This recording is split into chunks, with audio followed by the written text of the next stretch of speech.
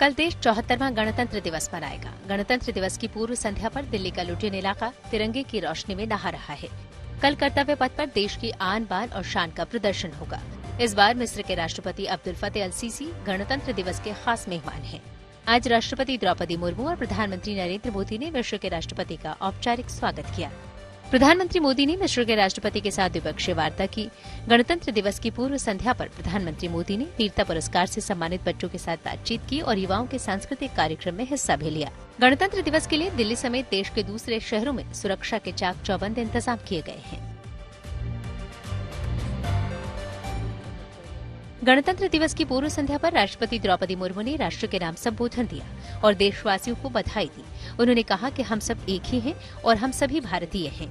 संबोधन में राष्ट्रपति द्रौपदी मुर्मू ने सरकार की नीतियों की तारीफ की। उन्होंने राष्ट्रीय शिक्षा नीति को समकालीन जीवन के लिए प्रासंगिक बताया। राष्ट्रपति मुर्मू ने कोरोना के खिलाफ हिंदुस्तान की लड़ाई और मजबूत होती अर्थव्यवस्था की चर्चा भी की।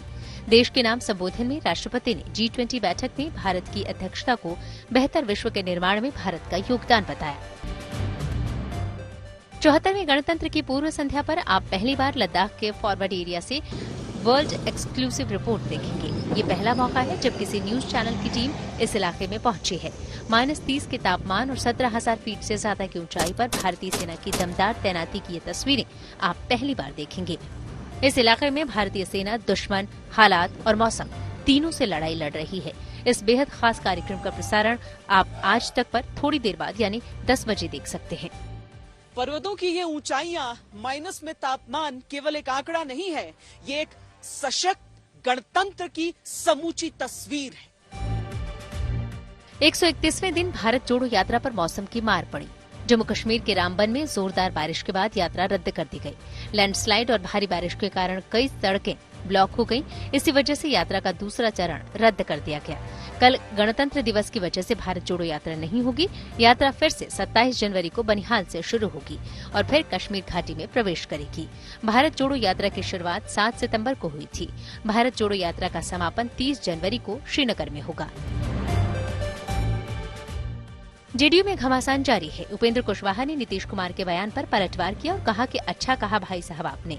ऐसे बड़े भाई के कहने से छोटा भाई घर छोड़कर जाने लगे, तब तो हर बड़का भाई अपने छोटका को घर से भगाकर बाप दादा की पूरी संपत्ति अकेले हड़प ले। ऐसे कैसे चले जाएं अपना हिस्सा छोड़कर। इससे पहले नीतीश कुमार ने इशारों में कहा था कि उपेंद्र कुशवाहा जेडीयू छोड़कर चले जाएं। दरअसल कुछ दिनों पहले उपेंद्र कुशवाहा दिल्ली गए थे। उसी वक्त से बिहार के सियासी गलियारों में चर्चा शुरू हो गई कि कुशवाहा जेडीयू छोड़ेंगे। बागेश्वर धाम के पीठाधीश्वर धीरेन्द्र शास्त्री को नागपुर पुलिस की ओर से क्लीन चिट दी गई है। उन पर अंधविश्वास फैलाने का आरोप खारिज हो गया है। इस बारे में शिकायतकर्ता श्याम मानव को पुलिस ने लिखित में जवाब दिया है। अंधश्रद्धा निर्मूलन समिति के संस्थापक श्याम मानव ने बाबा को क्लीन चिट देने को लेकर पुलिस को कटघरे में खड़ा किया है।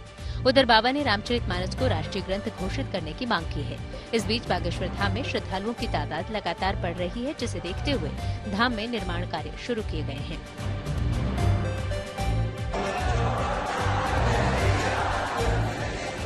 समर्थन और विरोध के बीच शाहरुख खान की फिल्म पठान रिलीज हो गई। फिल्म की रिलीज को लेकर कई शहरों में जोरदार हंगामा हुआ। इंदौर में हिंदू संगठनों ने थिएटर के बाहर बवाल किया तो भोपाल में भी हिंदू संगठनों ने विरोध दर्ज कराया। कई शहरों में कड़ी सुरक्षा के बीच फिल्म रिलीज की गई। वहीं कोलकाता और दूसरे शहरों में फिल्म की रिलीज पर शाहरुख के फैंस ने खुशी जताई। तमाम विवादों के बावजूद फिल्म ने पहले दिन अच्छी कमाई की। आंकड़ों के मुताबिक फिल्म ने बुधवार को 52.50 करोड़ का आंकड़ा पार कर लिया है। शेयर बाजार में हफ्ते के तीसरे कारोबारी दिन भारी गिरावट देखने को मिली। सेंसेक्स 773 अंक गिरकर 60,205 के स्तर पर बंद हुआ। वहीं निफ्टी 226 अंकों की गिरावट के साथ 17,891 पर बंद हुआ। सेंसेक्स के 30 शेयरों में से 22 में गिरावट देखने को मिली, वहीं सिर्फ 8 शेयरों में तेजी रही। अडानी पोर्ट्स के शेयरों में 6% से ज्यादा की गिरावट दिखी और एसबीआई के शेयर 4% से ज्यादा लुढ़के। जानकारों की माने तो बाजार में गिरावट बजट को लेकर अनिश्चितता की वजह से देखने को मिली। अब से कुछ घंटों के बाद भारत का संविधान 73 वर्ष का हो जाएगा। इसलिए सबसे पहले हम गणतंत्र दिवस की पूर्व संध्या पर आपको बहुत बहुत शुभकामनाएं देना चाहते हैं। आज का दिन जय हिंद कहने का दिन है।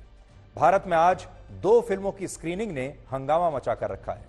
एक है गुजरात दंगों पर बनी बीबीसी की डॉक्यूमेंट्री और दूसरी है शाहरुख खान की नई फिल्म पठान। और ये दोनों ही बातें भारत के बदलते युग के बारे में आपको बताएंगी। आज से 102 वर्ष पहले महात्मा गांधी ने विदेशी कपड़ों की होली जलाकर स्वदेशी का नारा बुलंद किया था, लेकिन आज हमारे देश का बहुत बड़ा दुर्भाग्य है कि गणतंत्र दिवस की पूर्व संध्या पर भारत की राजधानी दिल्ली की दो बड़ी यूनिवर्सिटीज जेएनयू और जामिया, यहां पर बीबीसी की विवादित डॉक्यूमेंट्री को सार्वजनिक रूप से दिखाने के लिए हंगामा हो रहा है।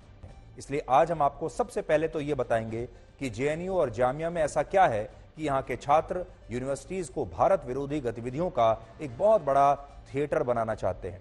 और अगर आपने नोट किया हो तो शाहरुख खान की फिल्म पठान के साथ भी बिल्कुल ऐसा ही करने की कोशिश की गई। इस फिल्म को भी बीजेपी के विरोध का एक प्रतीक बना दिया गया और इसे पूरा राजनीतिक रंग दे दिया गया। हम पठान और बीबीसी की डॉक्यूमेंट्री के कॉम्बो का आज आपके लिए एक खास विश्लेषण करेंगे, लेकिन सबसे पहले आपको यह बताते हैं कि दिल्ली के जेएनयू में कल रात को फिर से आजादी के नारे क्यों लगे और यह आजादी इन छात्रों को किससे चाहिए। अंग्रेजों से चाहिए, वो तो मिल चुकी है, अब उन्हें किससे आजादी चाहिए। तो जेएनयू में छात्र संघ के नेता और कुछ छात्र संगठनों के कार्यकर्ता पिछले 3 दिनों से इस बात की जिद पर अड़े हुए थे कि वो यूनिवर्सिटी कैंपस में बीबीसी की इस प्रतिबंधित डॉक्यूमेंट्री की स्क्रीनिंग करना चाहते हैं ताकि वहां पढ़ने वाले सभी छात्र इस डॉक्यूमेंट्री को देख सकें। और इसके लिए जेएनयू में कुछ छात्रों द्वारा पर्चे बंटवाए गए जिन पर लिखा था कि गुजरात दंगों पर बनी इस डॉक्यूमेंट्री की स्क्रीनिंग 24 जनवरी को रात 9 बजे होगी और इस दौरान सभी छात्र एक साथ इस डॉक्यूमेंट्री को देख पाएंगे।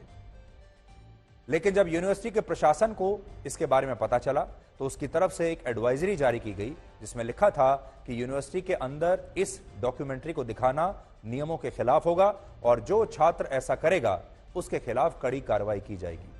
लेकिन इसके बावजूद कुछ छात्र संगठन अपनी जिद पर अड़े रहे और उनकी तरफ से सभी छात्रों को यह संदेश भेजा गया कि कोई भी इस डॉक्यूमेंट्री को देखना चाहता है तो वो रात के 9 बजे यूनिवर्सिटी परिसर के आसपास आ जाए और फिर वो रात के 9 बजे इसे देख पाएगा। यानी ये आप ऐसा समझ लीजिए कि जैसे भारत में न्यूज चैनल्स पर प्राइम टाइम 9 बजे माना जाता है और आप सबका जो पसंदीदा शो है ब्लैक एंड व्हाइट वो 9 बजे आता है, उसी तरह का 9 बजे का शो उन्होंने यूनिवर्सिटी के कैंपस में करने की कोशिश की।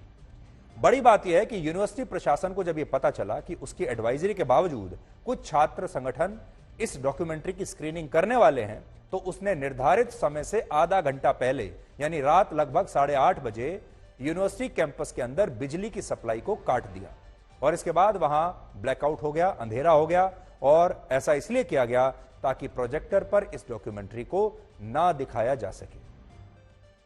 लेकिन कुछ छात्र नेताओं ने फिर दूसरा तरीका अपनाया। उन्होंने एक वेब लिंक क्रिएट करके उस पर यह पूरी डॉक्यूमेंट्री अपलोड कर दी और उसका एक QR कोड जनरेट करके छात्रों को भेज दिया ताकि वो अब इस डॉक्यूमेंट्री को अपने मोबाइल फोन या लैपटॉप से ही स्कैन करके इस डॉक्यूमेंट्री को देख सके। सोचिए, इन छात्रों ने कभी गुजरात दंगों पर सुप्रीम कोर्ट का फैसला पढ़ने में या SIT की जांच रिपोर्ट पढ़ने में इतनी मेहनत नहीं की होगी, लेकिन बीबीसी की इस डॉक्यूमेंट्री को दिखाने के लिए इन्होंने एक ही रात में QR कोड बना लिया और कुछ ही घंटों में यह तय कर लिया कि यह डॉक्यूमेंट्री हर छात्र तक पहुंचनी चाहिए। इतनी मेहनत इन्होंने हमारे अपने ही देश के सुप्रीम कोर्ट के आदेश को पढ़ने में नहीं लगाई। इतनी मेहनत इन्होंने अपने ही देश में जो SIT बनी थी गुजरात दंगों की जांच करने के लिए, उसकी रिपोर्ट पढ़ने में नहीं लगाई। इन तस्वीरों में आप देख पाएंगे कि जेएनयू में जब बिजली नहीं थी तब अंधेरे में कैसे ये छात्र अपने मोबाइल फोन्स पर या लैपटॉप्स पर इस डॉक्यूमेंट्री को देख रहे थे। ये तस्वीरें आप देख लीजिए, ये जेएनयू कैंपस की तस्वीरें हैं जहां पर अलग अलग कमरों में अलग अलग जगहों पर लोगों ने, छात्रों ने इस डॉक्यूमेंट्री को लैपटॉप्स पर लगा दिया, मोबाइल फोन्स पर लगा दिया और फिर ये सब लोग मिलकर इस डॉक्यूमेंट्री को देख रहे हैं। अब बड़ी बात यह है कि ऐसा इस डॉक्यूमेंट्री में क्या है कि इसे देखने में जेएनयू के इन छात्रों को इतना आनंद आ रहा है, इतना मजा आ रहा है। इस डॉक्यूमेंट्री में ऐसा यह है कि यह डॉक्यूमेंट्री भारत के खिलाफ है। यह डॉक्यूमेंट्री भारत की सुप्रीम कोर्ट पर सवाल उठाती है। यह डॉक्यूमेंट्री गुजरात दंगों में प्रधानमंत्री मोदी के ऊपर उंगली उठाती है और ये जो छात्र हैं इसी पर ताली बजा रहे हैं। अब आप समझिए कि इस देश के ये कैसे छात्र हैं जो अपने ही देश के अपमान पर तालियां बजा रहे हैं, जो अपने ही देश के अपमान को उसका प्रचार करना चाहते हैं। ये कैसे छात्र हैं? आरोप यह है कि इसी दौरान कुछ दूसरे छात्र और लोगों ने इन छात्रों पर पत्थरबाजी शुरू कर दी और इससे वहां पर भगदड़ मच गई और मामला इतना बिगड़ गया कि रात को इन सभी छात्रों ने एक पैदल मार्च निकाला जिसमें आजादी के नारे लगाए गए और इसके बाद रात 12:30 बजे स्थानीय पुलिस थाने में इस घटना के खिलाफ शिकायत दर्ज कराई गई। अब दुर्भाग्य आप देखिए, आज से 75 वर्ष या उससे कुछ समय पहले, मान लीजिए 100 वर्षों पहले तक हमारे देश में जुलूस निकलते थे अंग्रेजों से आजादी के लिए। हमारे देश में महात्मा गांधी ने आह्वान किया था स्वदेशी का, कि हम विदेशी कपड़े नहीं पहनेंगे, विदेशी वस्तुओं का बहिष्कार करेंगे। लेकिन उसके 102 वर्ष बाद वर्ष 2023 में हमारे ही देश की राजधानी में जेएनयू में एक बड़ी यूनिवर्सिटी में छात्र जुलूस निकालेंगे ये कहते हुए कि हमें उसी देश के सरकारी चैनल द्वारा बनाई गई डॉक्यूमेंट्री देखनी है जिस देश ने हमें 200 वर्षों तक गुलाम बनाकर रखा। हमें वही विदेशी डॉक्यूमेंट्री देखनी है जिस विदेशी ताकत ने हमें इतने वर्षों तक बांट कर रखा और हम पर शासन किया। कितना बड़ा दुर्भाग्य है ये। जेएनयू वही यूनिवर्सिटी है जहां वर्ष 2016 में संसद हमले के दोषी आतंकवादी अफजल गुरु की बरसी पर भी विरोध प्रदर्शन हुआ था। इसमें अफजल गुरु को शहीद बताते हुए देश विरोधी नारे लगाए गए थे। यानी जेएनयू के जो छात्र नेता इसी देश के टैक्स पेयर्स के पैसे पर पढ़ रहे हैं और सब्सिडी के साथ इसी देश में इस हॉस्टल में रहते हैं, जिन्हें भारत का संविधान खतरे में दिखाई देता है। ये सारा पैसा जो इनकी पढ़ाई लिखाई का आता है भारत का टैक्स पेयर देता है और ये वो लोग हैं जो बार बार संविधान की कसम खाते हैं, इन्हें बार बार संविधान खतरे में दिखाई देता है और इन्हीं लोगों को उसी संविधान के सबसे बड़े रक्षक सुप्रीम कोर्ट की गुजरात दंगों पर की गई रिपोर्ट पर विश्वास नहीं है, सुप्रीम कोर्ट की क्लीन चिट पर विश्वास नहीं है, लेकिन बीबीसी जो कह रहा है उस पर इन्हें विश्वास है।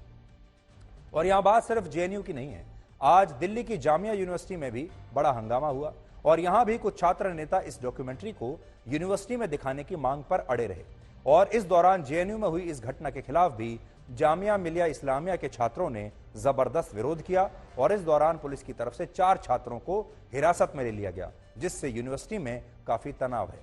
यानी इस समय अगर आप देखेंगे तो बीबीसी की इस डॉक्यूमेंट्री को मोदी विरोध का एक प्रतीक बना दिया गया है और इसे देखने और दिखाने की अब एक होड़ सी लग गई है और एक ऐसा माहौल बनाने की कोशिश हो रही है कि यह डॉक्यूमेंट्री गुजरात दंगों का अंतिम सच है और सरकार इस सच को दबाना चाहती है। यानी एक ऐसा माहौल बन गया कि देश में लोकतंत्र खत्म हो रहा है, फ्रीडम ऑफ एक्सप्रेशन खतरे में आ गया है, अभिव्यक्ति की आजादी खतरे में आ गई है, लोग जो देखना चाहते हैं उन्हें वो देखने से रोका जा रहा है और जो बीबीसी कह रहा है गुजरात दंगों पर अंतिम सच वही है।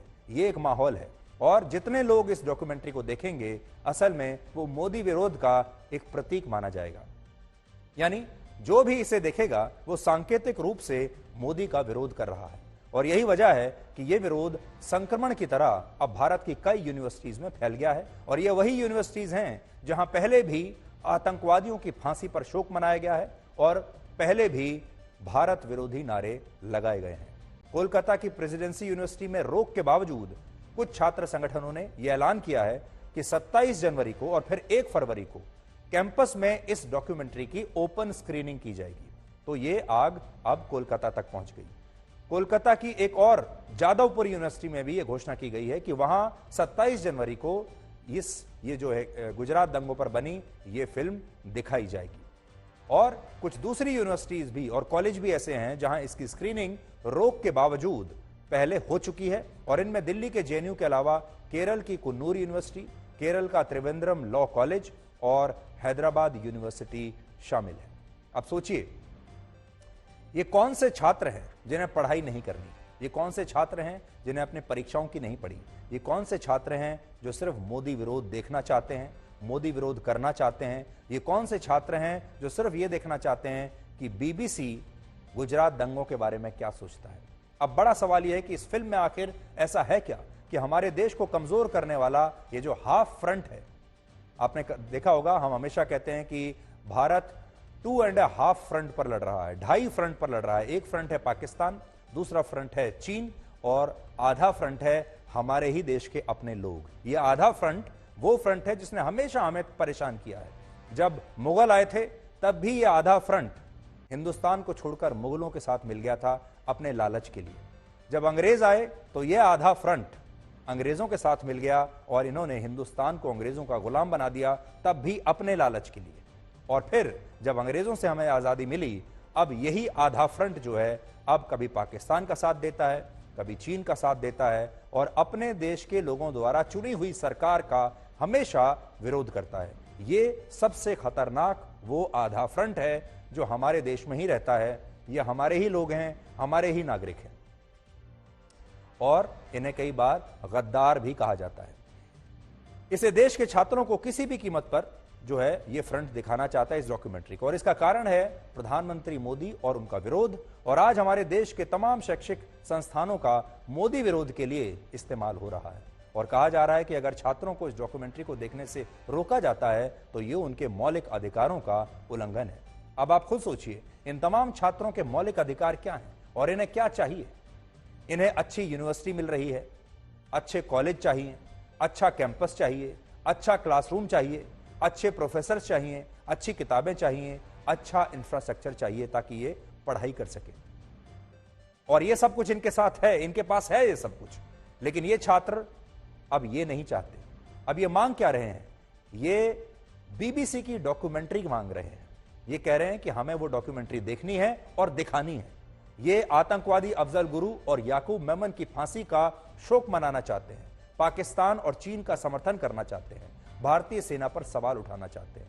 इसलिए आप खुद सोचिए, ये छात्र हमारे देश के किस काम के हैं? हमारे देश की सरकार और हमारा संविधान भारत के हर नागरिक को देश में कहीं भी जाकर पढ़ने की आजादी देता है, काम करने की भी आजादी देता है और सरकार इस शिक्षा को छात्रों तक पहुंचाने के लिए यूनिवर्सिटीज बनाती है, कॉलेज बनाती है और इन कॉलेजों में छात्रों के रहने के लिए हॉस्टल्स बनाती है। हर विषय की पढ़ाई के लिए अच्छे प्रोफेसर्स की नियुक्तियां होती हैं। लेकिन ये छात्र कह रहे हैं कि वो इन यूनिवर्सिटीज में अब सिर्फ डॉक्यूमेंट्री को देखना चाहते हैं। पूरी मूवी अगर आज कंप्लीट नहीं होगी, हम लोग कल या परसों का कॉल देंगे। आप अपने जर्नलिस्ट से पूछिए कि पत्थरबाजी हो रहा था। आप लोग एफआईआर कराएंगे? ऑब्वियसली एफआईआर कराएंगे, लेकिन बात है इस समय पे स्टूडेंट्स को इवैक्यूएट करनी सबसे ज्यादा अर्जेंट और इमरजेंसी काम है। एफआईआर जेएनयूएसयू करवाएगी। बड़ी बड़ी ईंटें चली है, पत्थरबाजी एबीवीपी के तरफ से हुआ है और प्रशासन और पुलिस द्वारा कोई भी अभी तक रेस्क्यू किसी भी तरीके से इवैक्यूएशन नहीं किया जा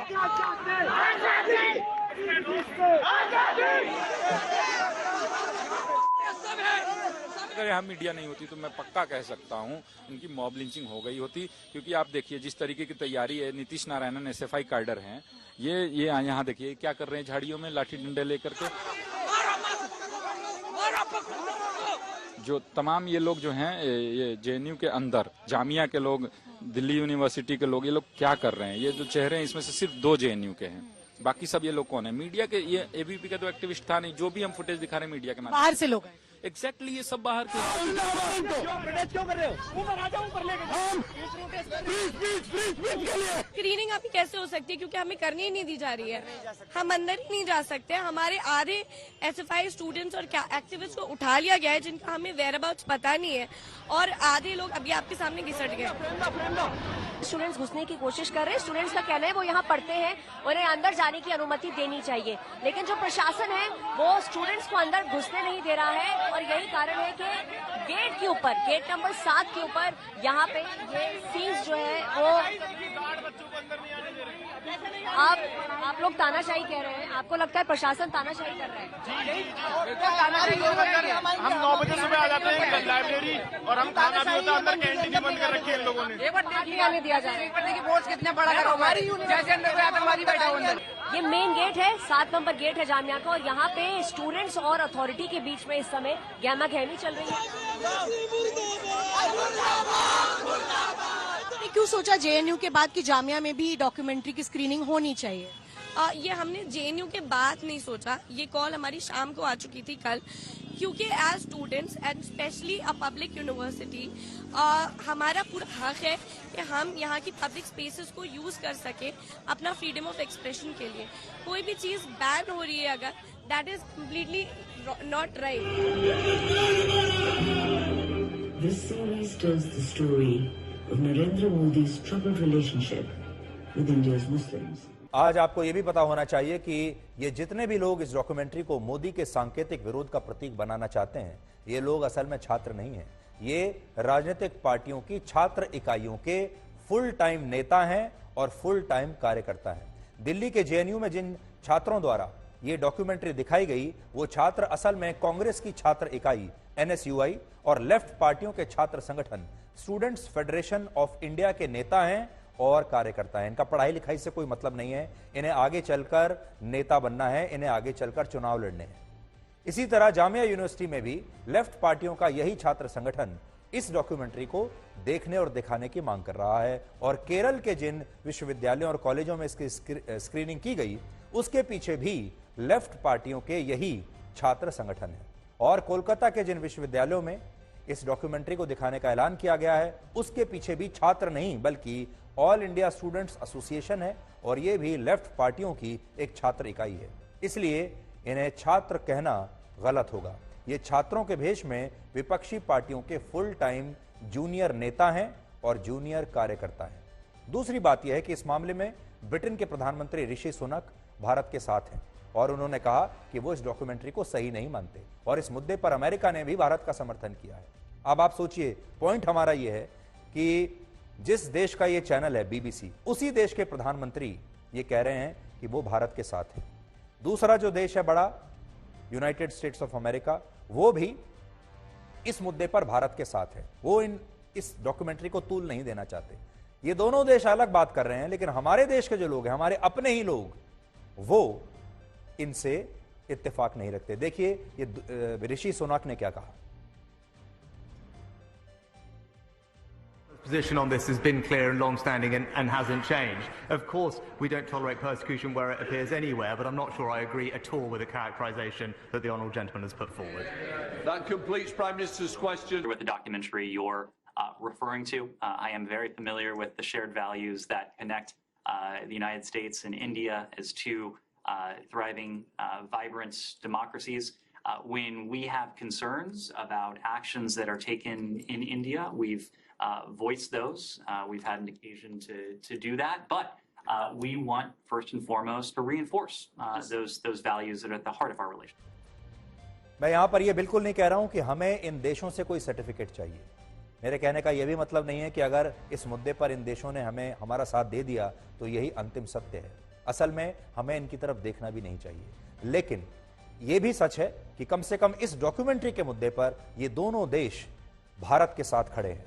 इन्होंने भारत पर कोई उंगली नहीं उठाई है और ये आपको इसलिए हम बता रहे हैं कि ब्लैक और व्हाइट में आप ये सब देख पाएंगे। ये दोनों देश हमारे साथ हैं, हमारे लोकतांत्रिक व्यवस्था में विश्वास रखते हैं, लेकिन हमारे अपने देश के लोग, हमारे अपने देश के ये सो कॉल्ड छात्र स्टूडेंट्स, ये हमारे ही खिलाफ काम कर रहे हैं। बिल्कुल वही हो रहा है जो मुगलों के समय होता था, जो अंग्रेजों के समय होता था, जो गद्दार उस समय किया करते थे।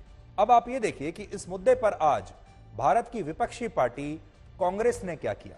आज कांग्रेस पार्टी के वरिष्ठ नेता और पूर्व केंद्रीय मंत्री ए.के. एंटनी के अपने ही बेटे अनिल एंटनी ने कांग्रेस में अपने सभी पदों से इस्तीफा दे दिया और इस दौरान उन्होंने कांग्रेस पार्टी के बड़े नेताओं पर गंभीर आरोप लगाए हैं। उन्होंने अपना रेजिग्नेशन लेटर आज ट्वीट किया है और उसमें उन्होंने बताया है कि कांग्रेस पार्टी की केरल इकाई राज्य में अलग अलग स्थानों पर बीबीसी की इस डॉक्यूमेंट्री की स्क्रीनिंग करना चाहती थी, लेकिन वो इस फैसले के खिलाफ थे। और उन्होंने इस पर एक ट्वीट किया जिसमें उन्होंने लिखा कि बीजेपी के साथ कांग्रेस पार्टी के मतभेद अपनी जगह हैं, लेकिन उन्हें लगता है कि एक प्रतिबंधित डॉक्यूमेंट्री को लोगों को दिखाना देश की एकता के खिलाफ होगा। और उन्होंने ये भी लिखा कि बीबीसी का इतिहास भारत को लेकर पूर्वाग्रह से भरा हुआ रहा है, इसलिए उसकी डॉक्यूमेंट्री को सच नहीं मानना चाहिए। लेकिन इसके बाद कांग्रेस पार्टी के ही कुछ नेता उन पर इस ट्वीट को डिलीट करने के लिए दबाव डालने लगे और जब उन्हें लगा कि पार्टी जबरदस्ती उन पर अपने विचार और अपना एजेंडा थोप रही है, तो उन्होंने कांग्रेस पार्टी से अपने सभी पदों से इस्तीफा दे दिया। और ये कोई छोटे मोटे व्यक्ति नहीं है, ए.के. एंटनी के बेटे हैं। ए.के. एंटनी कांग्रेस पार्टी के बहुत बड़े नेता हैं। कांग्रेस पार्टी में जो डिसिप्लिनरी कमेटी बनती है उसके सदस्य रह चुके हैं, उसको लीड कर चुके हैं और आज उनके अपने ही बेटे ने कांग्रेस पार्टी के ऊपर इतने बड़े सवाल खड़े कर दिए, और वो भी आज़ादी को लेकर। तो ये कांग्रेस पार्टी तो वो है जो अभिव्यक्ति की आज़ादी की बात करती है, लोकतंत्र की बात करती है, लेकिन आज आप देखिए उसी कांग्रेस पार्टी के जो लोग हैं वो अपने ही कार्यकर्ताओं और नेताओं पर कैसा दबाव डाल रहे हैं। कौन है इंटॉलरेंट? वो आपकी पार्टी से जुड़े लोग हैं या बाहर के? See, what I have said, I have resigned in the morning.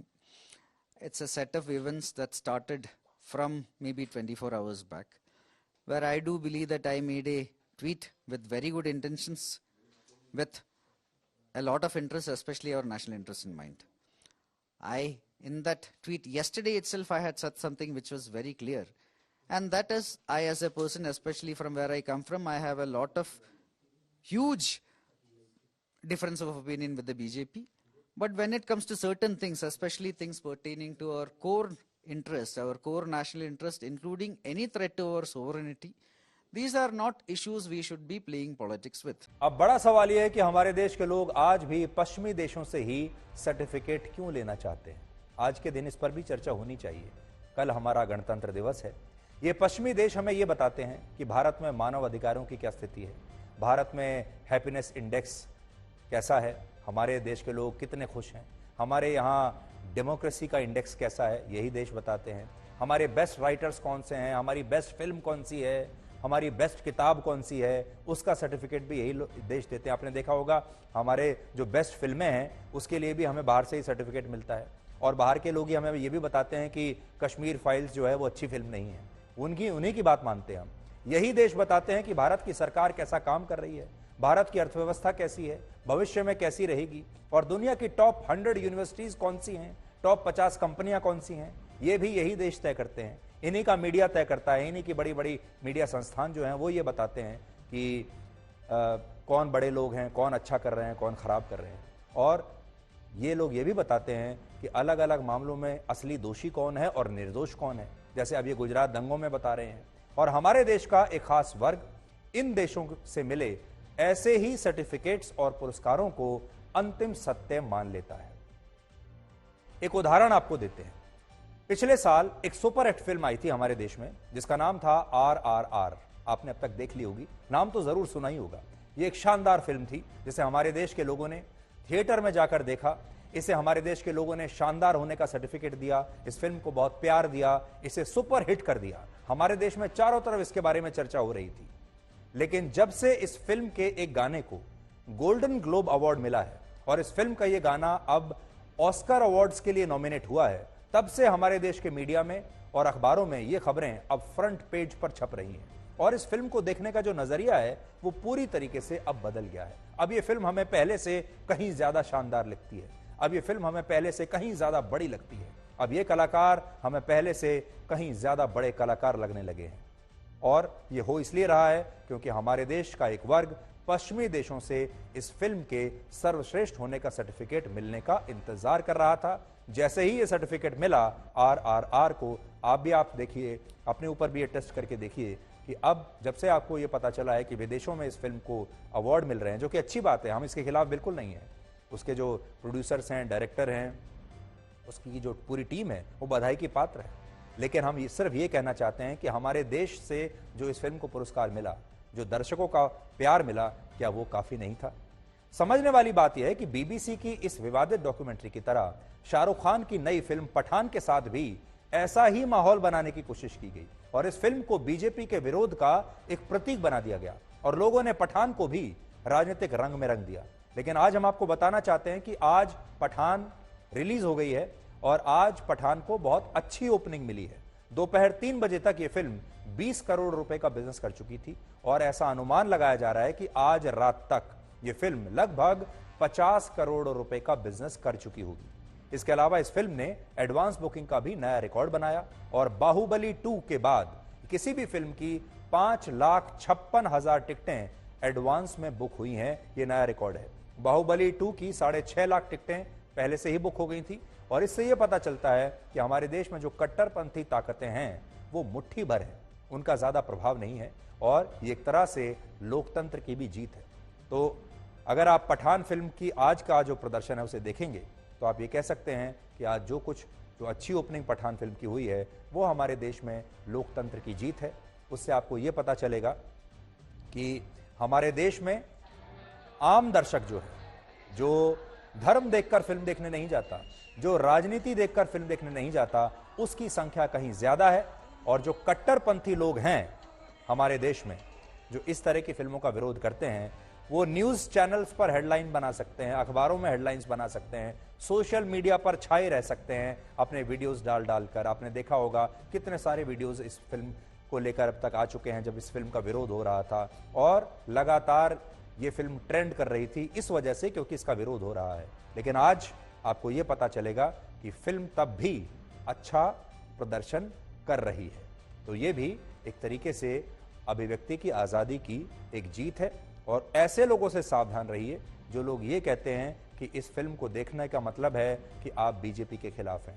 ना बीजेपी ने, ना सरकार ने, कभी किसी ने ये नहीं कहा कि इस फिल्म को नहीं देखना चाहिए या इस फिल्म को थिएटर तक नहीं पहुंचना चाहिए। इसलिए इस तरह की जो गलतफहमी होती हैं उनसे हमेशा आपको बचकर रहना चाहिए। अब गणतंत्र दिवस की पूर्व संध्या पर हम आपको एक ऐसी खबर दिखाना चाहते हैं जिससे आपको गर्व होगा। आपको मोबाइल फोन्स के पहले स्वदेशी ऑपरेटिंग सिस्टम यानी ओएस के बारे में बताएंगे, जिसका नाम है भार ओएस।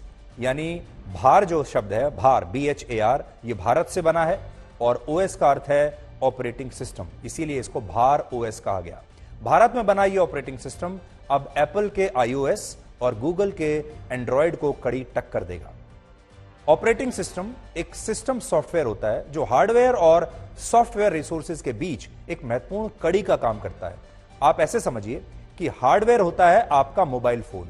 आप समझ लीजिए हार्डवेयर एक तरीके की मशीन होती है, हार्डवेयर है आपका मोबाइल फोन, और सॉफ्टवेयर है उस मोबाइल फोन में मौजूद वो तमाम फीचर्स और एप्स जिनका आप इस्तेमाल करते हैं।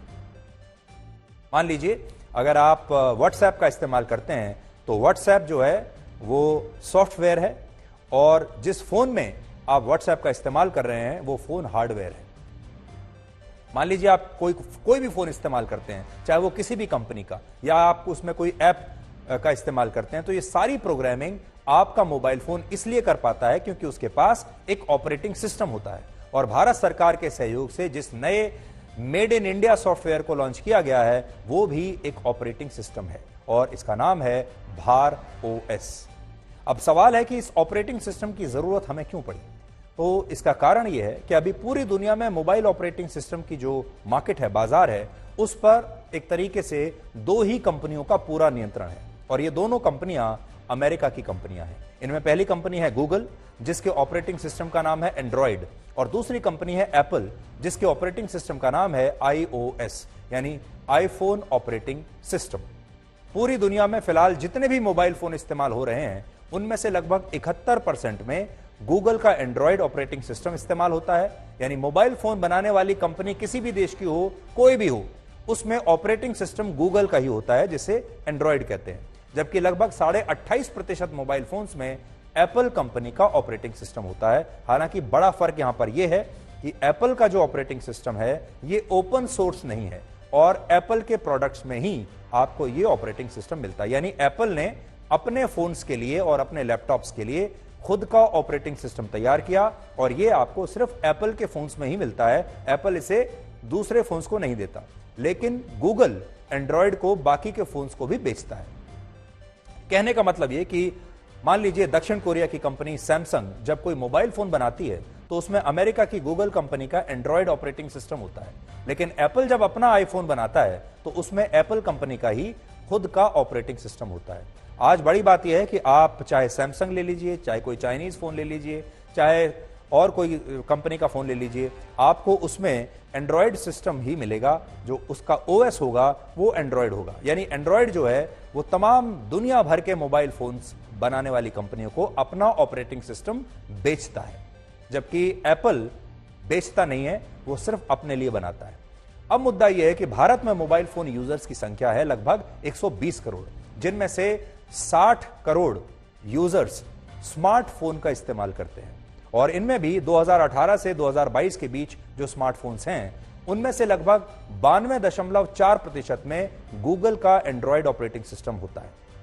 अगर ये मोबाइल फोन्स भारत में बना भी लिए गए तब भी ऑपरेटिंग सिस्टम हम अमेरिका की गूगल कंपनी का ही इस्तेमाल करते हैं और इसी निर्भरता को घटाने के लिए अब भारत में ये made in India operating system IIT Madras द्वारा विकसित किया गया है, जो भारत के लिए एक बहुत बड़ी उपलब्धि है। यह operating system Android open source project पर आधारित है, जिसका मतलब यह है कि गूगल के एंड्रॉयड से यह ज्यादा अलग नहीं है, लेकिन इसकी खासियत यह है कि इसे इस प्रकार से विकसित किया गया है ताकि यह मोबाइल यूजर्स की प्राइवेसी और उनके डेटा को सुरक्षित रख सके। इससे भी बड़ी बात यह है कि यह operating system no default apps के साथ आता है और यही चीज इसे गूगल के एंड्रॉयड से अलग बनाती है। अब ध्यान से समझिए इसमें क्या फर्क है। असल में जब आप कोई नया एंड्रॉयड स्मार्टफोन खरीदते हैं और उसे स्टार्ट करते हैं तो उसमें पहले से ही बहुत सारे ऐप्स इंस्टॉल्ड होते हैं, जैसे गूगल मैप्स होता है, गूगल प्ले स्टोर होता है, यूट्यूब होता है, गूगल के और भी दूसरे ऐप्स इन फोन्स में पहले से ही इंस्टॉल्ड होते हैं। और इस तरह से गूगल कंपनी अपने ऑपरेटिंग सिस्टम के साथ अपने इन सारे ऐप्स को भी आपकी मर्जी के बिना, आपसे बिना पूछे आपके मोबाइल फोन में फीड कर देती है और आप ये सोचकर इनका इस्तेमाल करते चले जाते हैं कि ये ऐप्स तो आपको अपने फोन के साथ मुफ्त में मिले हैं, आपके फोन में पहले से ही ये ऐप लगकर आए हैं, फीड किए हुए आए हैं, इसलिए आप भी उन्हें इस्तेमाल करते चले जाते हैं। ये आपने अपनी मर्जी से नहीं लगाए इस फोन में, जबकि सच ये है कि गूगल ऐसा करके अपने ऑपरेटिंग सिस्टम से ही अपने दूसरी सेवाओं को और अपने दूसरे ऐप्स को आपको बेच देता है।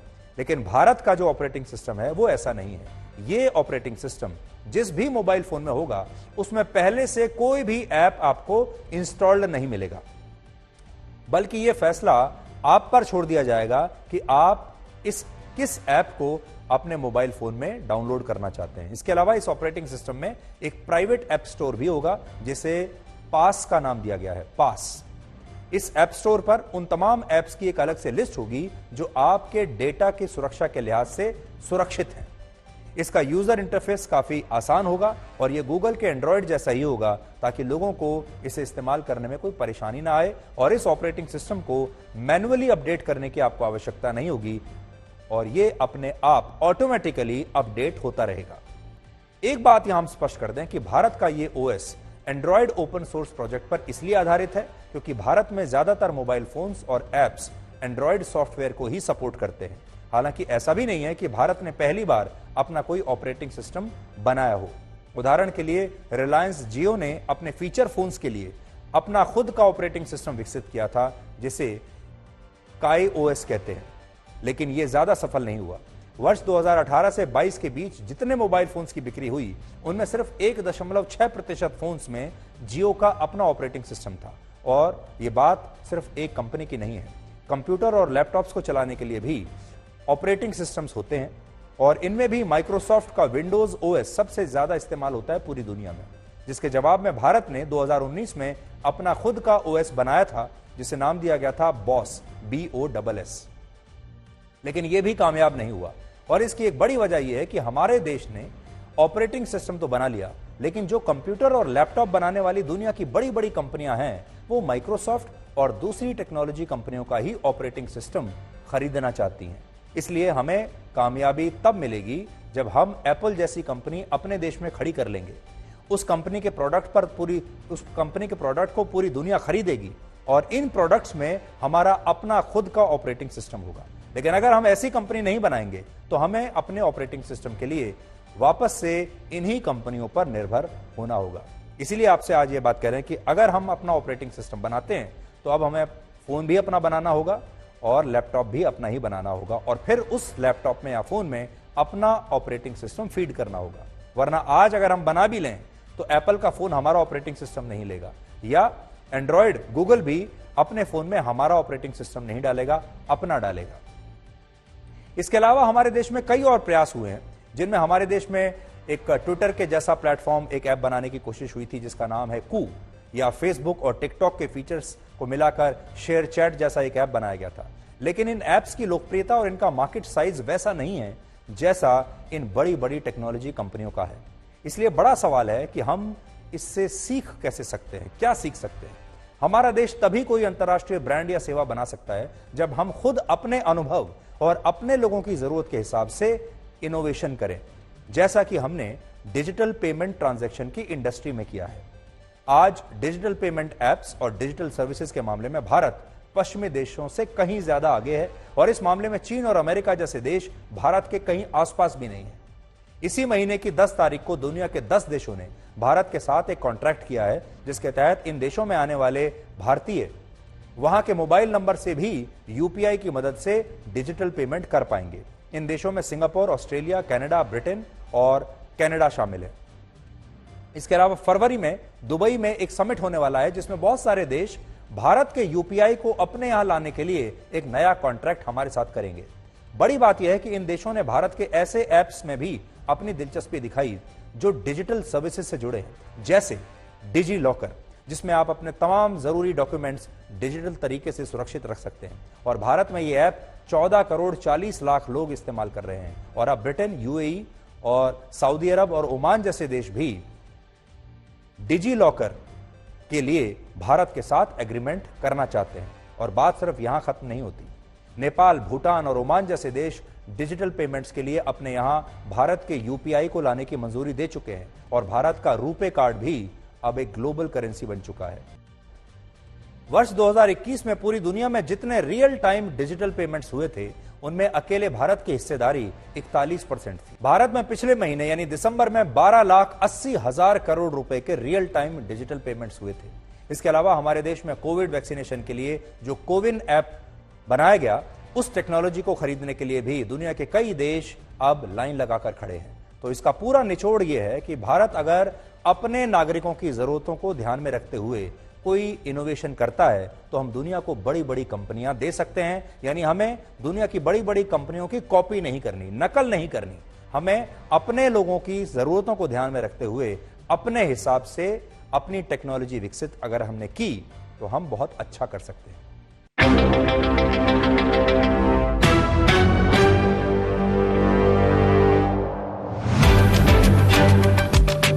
ये आजाद भारत में प्रधानमंत्री जी की विजन का एक अप्लाइड एक्सपेरिमेंट है।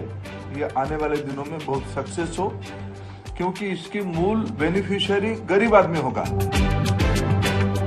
The thing is very clear. The system seems to be working very nicely. Data जो प्राइवेसी की खूब चर्चा कर रही है, उस दृष्टि में एक बहुत बड़ा जर्नी शुरू हुआ है। Now we have to work on the further development, especially the app ecosystem and the chipset that also has to become the Atmanirbhar chipset. बहुत डिफिकल्टीज आएंगी। डिफिकल्टीज लाने वाले दुनिया भर में है लोग। People don't want any system like this to succeed.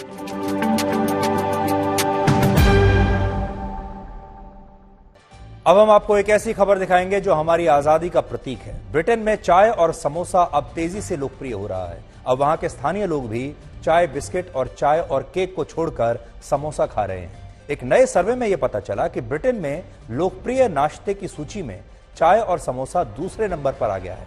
और इसलिए अब आप ब्रिटेन से हमारी ये खास रिपोर्ट देखिए, जो सुपरहिट समोसे की कहानी के बारे में आपको सब कुछ बताएगी। आप जान पाएंगे कि ब्रिटेन में समोसा क्यों सुपरहिट हो रहा है।